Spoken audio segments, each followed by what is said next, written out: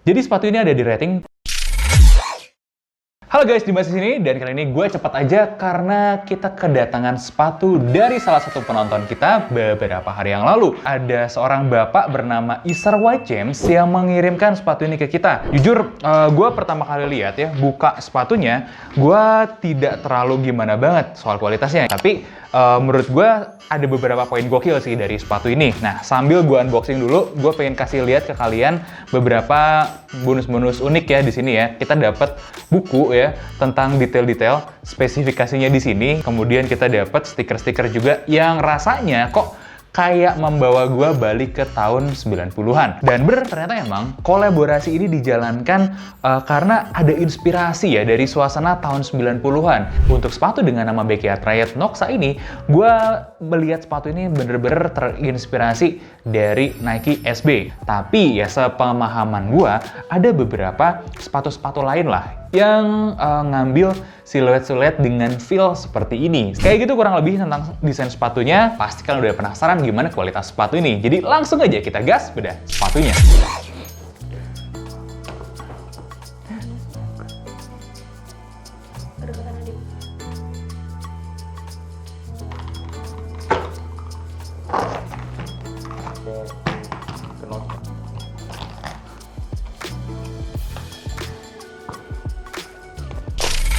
Beast Backyard Riot.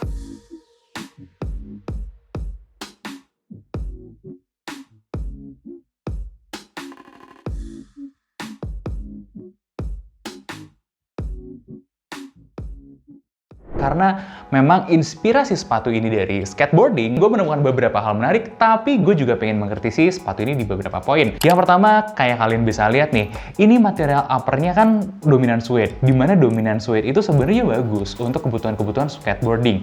Dan kita juga mencoba nih, bagaimana jika skenarionya ya, sepatu ini bergesekan dengan bagian atas skateboard. Kalian bisa lihat sendiri di sini nih, gue seneng ngelihatnya karena memang perform sesuai ekspektasi gue. Di sini suede memang tergores, tapi belum termasuk cukup parah ya kalau menurut gue, dan ini masih wajar-wajar aja nih. Yang gue sayangkan sebenarnya itu material solnya ya, karena jelas-jelas mengelupas kayak gini ya. Ya gue nggak tahu apakah ini memang sesuatu yang normal-normal aja, acceptable untuk kelas sepatu seperti ini, tapi mungkin ya di harga segini belum memungkinkan bagi Beast untuk dapat outsole, kapsol ya yang kualitasnya sebagus itu. Dimana kapsol ini menurut pengetesan tester kita adalah salah satu kapsol ternyaman yang pernah dia cobain. Untuk menjawab pertanyaan apakah sepatu ini layak untuk dipakai skateboarding atau tidak, jawabannya ya, tapi memang standarnya masih agak di bawah dari sepatu skateboarding yang mungkin kamu expect. Untuk sepatu skateboarding harga 500 ribuan ini sangat acceptable dan sangat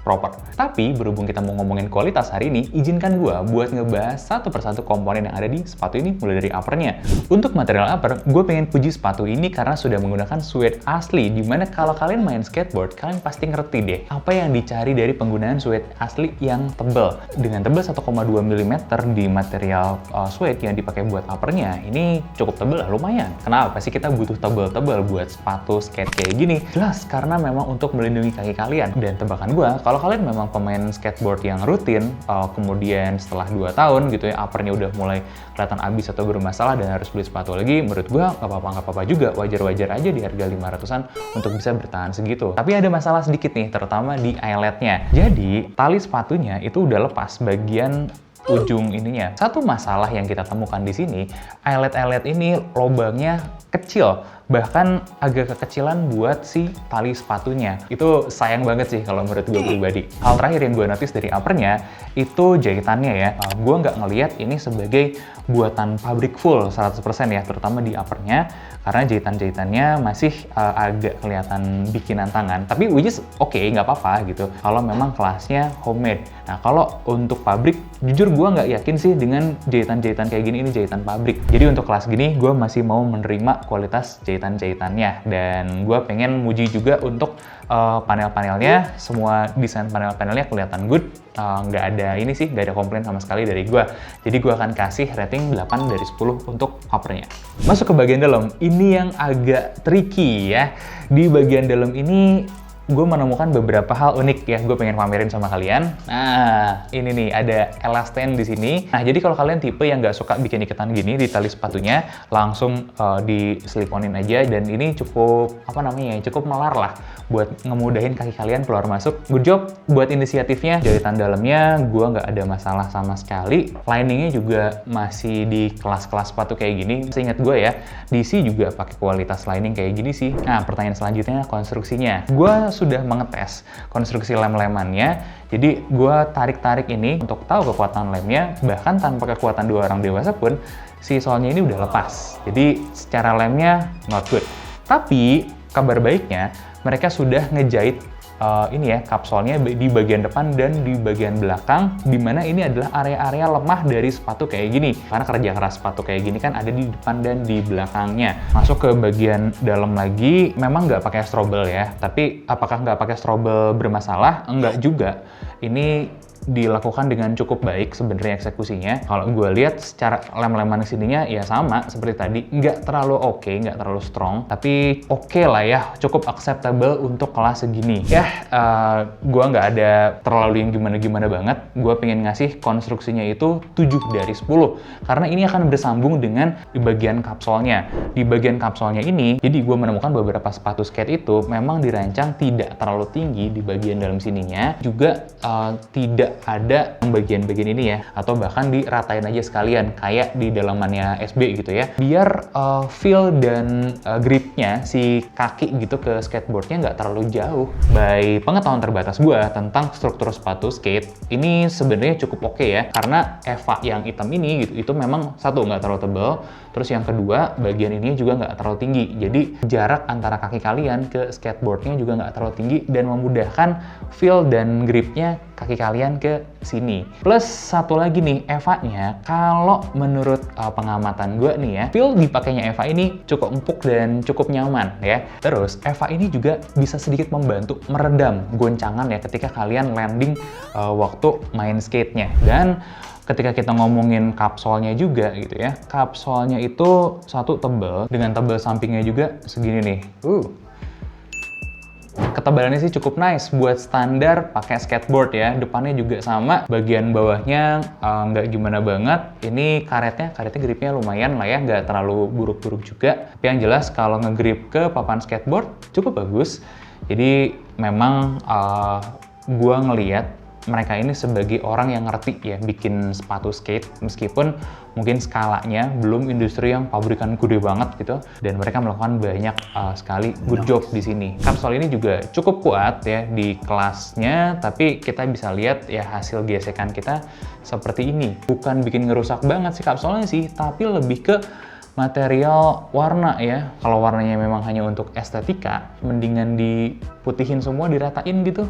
Jadi nggak ada bocel-bocel warna kayak gini kalau ketemu sama skateboardnya. Tapi kecuali memang kalian nggak pakai sepatu ini buat skateboard, nggak ada masalah sih. Nah, makanya gue akan kasih rating 7 lah buat kapsolnya kayak gini. Nah, sekarang terakhir nih, untuk kenyamanannya gimana? Karena menurut pengamatan gue dan tim testernya, sepatu ini tuh sebenarnya cukup enak loh. Cuman ada masalah di fittingnya. Jadi bagian two box areanya itu cukup sempit. Kalian bisa ngeliat deh, ini memang ngecilin sih. Nah, faktor ngecilinnya ini yang bikin two box areanya sempit. Padahal bagian belakang, meskipun udah dikencengin tali, masih terasa lumayan longgar. Simpelnya menurut gue itu adalah sedikit masalah lastingnya nih. Bisa diperbaikin lagi, diimprove lagi soal fitmentnya kali ya. Dan insole-nya ini enak. Jadi ini tuh udah ke arah Ortholite, tapi bukan Ortholite. Kalau gue lihat ini adalah material polyuretan berdasarkan klaimnya mereka. Ya wajar sih, polyuretan memang enak. Cuman memang bukan yang terbaik ya, belum kayak Ortholite banget. Ini mungkin satu grade di bawah atau 2 grade di bawahnya Ortholite, I don't know.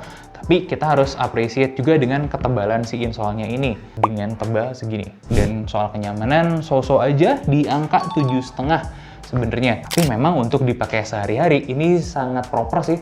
masih nyaman-nyaman aja kalau kalian penggemar sepatu dengan siluet skaters kayak begini. Jadi sepatu ini ada di rating 7,3 dari 10 untuk kelasnya. Termasuk biasa aja, nggak bisa dibilang terlalu spesial, tapi gue sangat suka dan sangat appreciate beberapa hal di sini. Mulai dari material uppernya, cara mereka mengeksekusi sepatunya, dan kelihatan banget kalau mereka memang ngerti gitu ya, bikin sepatu skate yang bener seperti apa. Nah, terakhir gue pengen shout out buat Mr. Easter White James. Thank you banget kiriman sepatu ini. Kita dikasih kesempatan buat review sepatunya. Gue sangat-sangat appreciate, dan 500 ribuan dapat sepatu kayak gini, good enough kalau menurut gue. Jadi itu review sepatu Backyard Riot. Tapi kita sebenarnya masih punya satu sepatu lagi. Dan sepatu ini akan coba kita tes pemakaian jangka panjang, akan jadi seperti apa nantinya. Kalian boleh tungguin di short nantinya, dan jangan lupa subscribe, like, dan komen konten kita buat support terus konten-konten seperti ini. Sampai ketemu di video selanjutnya, dan gue Dimas, undur diri. Bye-bye.